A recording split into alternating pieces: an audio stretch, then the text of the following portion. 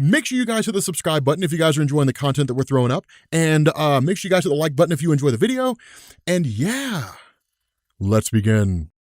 Okay, so I don't know how many of you guys have been tracking this, but Donny Cates, he went on Twitter a little while ago and said that Absolute Carnage was supposed to be like the definitive Carnage story, right? Like the greatest Carnage story ever told. And I believe him, because like with his run on Venom, like everything he's done on Venom, it's been nothing short of spectacular. And the way this first part ends, I'm excited to see what happens. But for those of you guys who are kind of jumping into this for the first time, a couple things I would suggest here. The first is to go back and watch our videos on Venom, and we'll have we'll have all the videos down in the description. We'll probably do a full story video out of it, so you kind of have you're caught up on essentially everything. But then we'll also I also suggest you guys watch my video on Carnage Explained. That way, between those two things, you can get caught up. I did call Carnage Venom a couple times, but people knew what I meant, so it's all good. But yeah, so this is amazing. Now, here's the cool thing about Absolute Carnage. If you choose not to do that, to really get caught up on Venom, to really get caught up on the history of Carnage, you can still kind of go into this and be okay. I think it'd be better knowing all that stuff, but you could still be okay, because in true Donny Cates fashion, we get this sort of explanation of things that have happened up to this point, right? So basically we get this idea that at one point in time, in the very early days of this universe, right, before there was any real life in it, and all you really had were the Celestials, and presumably after they won their war with the Aspirants, you had Null the symbiote god. Now, of course, as we were told in the first run of Venom, the first volume of Venom, that Null the symbiote god was this being that was just sort of out there, right? Kind of existed in this void, this little pocket space inside the universe, created these symbiotes to essentially serve as his agents, right? To kind of spread his influence and chaos throughout the universe. Now, once he was finally defeated, once this major battle took place and he was finally locked away, this is when Donny Cates kind of ties into what Brian Michael Bendis did, right? Because if you go back and you read Guardians of the Galaxy by Brian Michael Bendis, he introduces the planet of the symbiotes, this idea that the Venom symbiote that runs around Earth originates from this particular planet of the Clintar. That's their actual name. The name of these symbiotes is called the Clintar, that it originated from that planet. Where we had previously just believed this is where the symbiotes were, and according to Brian Michael Bendis, that the symbiotes basically existed as like space knights, and then they would bond themselves to a host, and they would go on and perform great deeds. That if something like the Venom symbiote bonded to someone like Eddie Brock, who was filled with anger and wrath, that it would twist the symbiote, it would warp it beyond its original purpose, and it would essentially become a bad guy. What Donny Cates had gone back and done is he had said that's not necessarily true. Now, the symbiotes were created out of evil, and the planet of the symbiotes is as much a prison as it is a location, in the sense that once Null was defeated, he was locked away inside of his own planet, or I guess inside this planet of the symbiotes, and the planet itself is just a giant ball of symbiotes that exists out there in the universe somewhere. And so once he was defeated, they kind of began changing their tune, essentially became good guys, and willingly locked him away as best they could. Now, the issue with this is kind of one of the cool things that Donny Cates goes into, is if you go back and you look at the history of Venom and the various symbiotes, so like Toxin, Carnage, so on and so forth, Shriek and whatnot, you had this idea where whenever a symbiote left an existing host and then went to a new host, they would basically maintain information about their previous host, right? It's one of the ways that the Venom symbiote was able to dodge Spider-Man's spider sense, right? Like, Spider-Man was the first one to hold the symbiote and then cast it off at the advice of Reed Richards of the Fantastic Four. And so when it left him, it felt betrayed, and then in turn bonded itself to Eddie Brock, who was already pissed off at Peter for costing him his job, but it took the knowledge of Spider-Man with him, right? So like the knowledge of Peter's identity, the knowledge of Spider-Man's spider sense and how it functions and how to get around it. That's one of the reasons why Venom was so capable and so dangerous back in the day. And so the result is that what Donny Cates is kind of building on here is saying that like every time a symbiote leaves a person, that it leaves a little imprint of itself, a tiny little bit of itself. Now, again, this is existing knowledge. This really isn't anything that Donny Cates has built off of, or I guess really created out of his pocket. What Donny Cates did is he came back and he said, these little codexes, these little itty bitty symbiote imprints that are left on a person's DNA, if they're all brought together, they can be used for the purpose of waking up Null on the symbiote planet and then bringing him back to life, kind of resurrecting him. And that really seems to be the motivation, or at least one of the big motivations behind the Carnage cult. Now, what Donny Cates has kind of been tinkering with, kind of been toying with, is this idea that Cletus Cassidy wants to resurrect Null for the purpose of killing him and taking his place, taking all of his power, and then controlling all the symbiotes across the universe. And to be honest, Carnage Becoming God seems pretty insane, but that's really what happens here, right? Like, Carnage essentially becomes God in this bit, and that's what's kind of nuts, is because what it does is it switches over to Eddie Brock. Now, Eddie Brock is really kind of recounting all this stuff, right? Like saying all these different things and talking directly to Dylan. Now, again, in our first volume, we learned about the character of Dylan. We learned that Dylan is actually the son of Eddie Brock, but Eddie's basically led Dylan to believe he's simply his brother. And this is just because of the fact that Dylan is a son that Eddie never knew he had, right? That was just kind of dropped off at his father's house by a woman he was with at one point who ultimately ended up taking her own life. But because of the fact that his father was so abusive, Eddie wanted to get him out of there, right? He wanted to get him away from that life and have him live a normal life. The downside of this is that as they're making their way in New York City, suddenly, like, all these different, digital billboards are met with like these wanted posters for Eddie Brock himself. And so, like, the whole world is aware of who he is. The whole world is aware that, like, he's a dangerous man that needs to be captured. Now,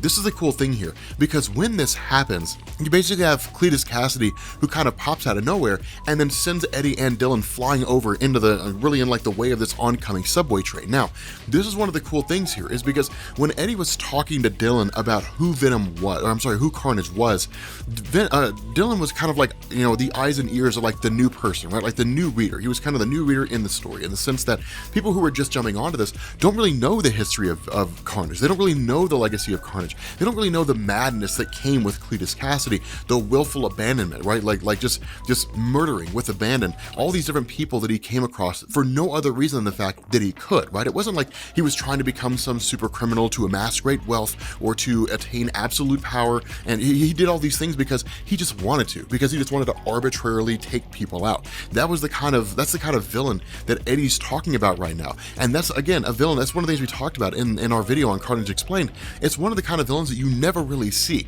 A villain who just shows up and just arbitrarily takes people out for no real reason whatsoever, aside from the fact that it's a nihilist and it just loves it loves madness and carnage. It loves its own namesake. And so, again, like, what we end up finding out here is that where Eddie and Dylan were running away from some man in a suit, that where Cletus Cassidy was the one who pushed them in front of the train, the man in the suit was actually the Venom symbiote. Now, for those of you guys who are kind of playing catch up here, there came a point during their first fight with what was essentially this giant dragon, this really old Grendel suit. It wasn't really Null, the symbiote god himself, so much as like a facsimile of Null, kind of like a taste of what would happen if Null ever came back in like full and true form. Not really as powerful as he could be, but certainly powerful enough to like wreak havoc in the city of New York. And of course, that story culminated with Eddie Brock grabbing the Venom symbiote and because fire is a weakness of the symbiotes, pushing Null, or at least his facsimile of Null, into a furnace, but also seemingly killing the Venom symbiote in the process. And so the result was that they were separated for an amount of time. Now, following this, what you had were basically two stories being told about Eddie Brock and then one about the Venom symbiote. The symbiote itself got its story in the War of Realms, right? It was basically dealing with everything with Malekith and so on and so forth. Malekith's dark magic, which we'll talk about here in a second. But then you basically had the story of Eddie trying to make his way and figure himself out. And that was one of the cool things about this, is because when the Venom symbiote shows back up and wants to bond itself to Eddie, the response of Eddie is, no, I don't want to. Like, I don't want to go back to this life again. And that's an important thing, because when Eddie first got the Venom symbiote, he saw it as a tool to be used to defeat Peter Parker, aka Spider-Man, for costing him everything. He was hell-bent on revenge and anger, and that was basically it. And then you started running into these stories where Eddie Brock began to sort of change his tune, where he began to become like a different kind of character. He became anti-Venom for a little while. He began to basically become like a good guy, almost like the reformation of Flash Thompson, right? The high school bully of Peter Parker who lost his legs in the military and went on to become Agent Venom. It's a cool thing in this scenario, because what Eddie Brock has discovered is a thing that really, as the reader, we kind of always knew, but Eddie was never really able to figure out for himself, that he's highly capable, that he's a very, very capable person. Now, the guilt of Eddie's past life, the idea that he and his friends had hit a kid when they were younger, his father got him off, these are the kind of things that have sort of driven him, that kind of made him the villain. But the idea of coming back and trying to reform, trying to be a better person, means casting off that past part of his life, which includes Venom. Being able to settle down, being able to raise a son, and to have some small measure of peace is the guiding force behind Eddie.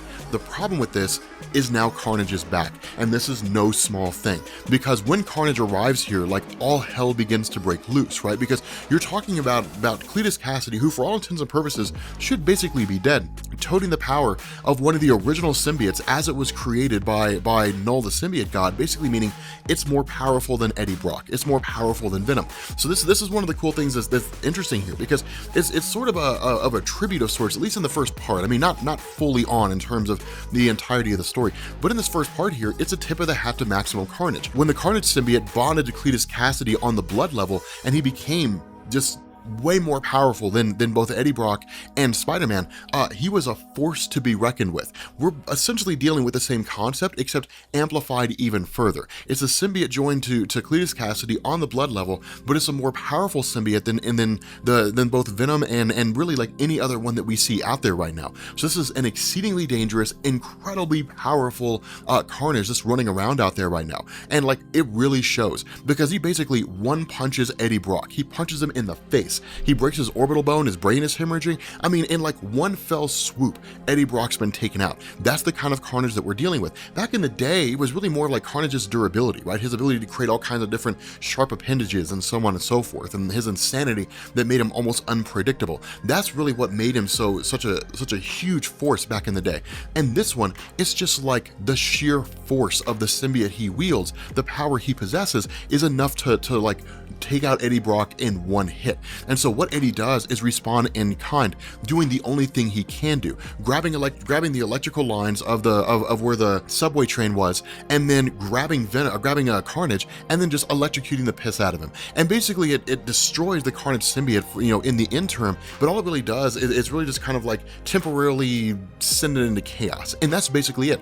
It's a stopgap measure. And Eddie knows this, right? Eddie knows this is a stopgap measure. He knows there's no real way, as far as he's aware, to defeat Carnage in the traditional sense. And again, that makes sense, because in the Maximum Carnage storyline, it really took the combined efforts of Spider-Man and Venom to pull it off. Now, even the first time they met before Maximum Carnage, it took the combined efforts of Venom and Peter Parker, you know, Spider-Man, to defeat this guy. And so again, we're dealing with a super amped up, very powerful version of Carnage. And so as a result of this, the Venom symbiote shuts down the mind of Eddie Brock, puts him in a catatonic state while he basically heals his body, and then takes him to the only place, the one place where they can get any real measure of help.